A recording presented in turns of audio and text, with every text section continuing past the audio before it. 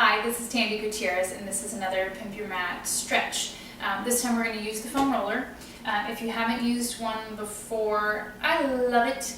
You should have it at home, and once you start rolling, it's very addicting, I think. A bit like flossing your teeth. It keeps everything really clean, and all of the gunk moves out.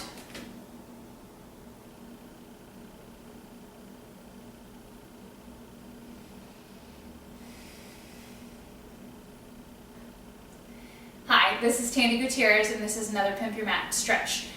This time with the foam roller. If you haven't used a foam roller before, I really encourage you to get one and to try. I love mine. I think it is super healthy and really an overlooked portion of personal fitness. It's basically a self-massage. So things that are tight get loosened up. In the realm of Pilates, we love that because we really want to recalibrate your muscles.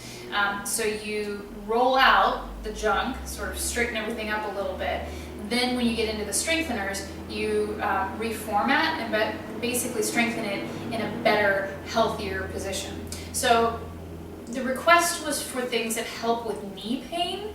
And although I am not a physician, I do have clients who have a lot of knee complaints, and they come to me and we go through this sort of series of things, and it seems to have a lot of results and a lot of help for them.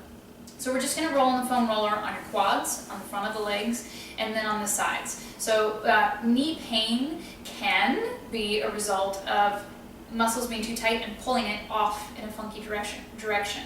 So the goal is to roll out things that are tight and loosen them up in a healthy way so that there is no pain and no extra tug or pulling on the knee area. Okay? So the first part is rolling on your quads. So you're going to place the foam roller right above the kneecap. You can do either a long arm position and just press back and forth. Okay? So you're just going from the tops of the quads to the tops of knees. Okay? If you want a little bit more resistance, then you come down to your forearms and go forward and back. Okay? If this is still not really doing much and you don't really feel much, you can adjust and cross one ankle over the other.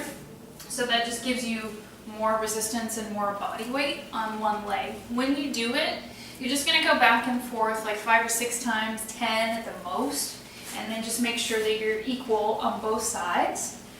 You could do these every day. If you really do have some knee stuff, it might be worth trying like 5 days a week. Give yourself 2 days of rest and see if it makes some changes.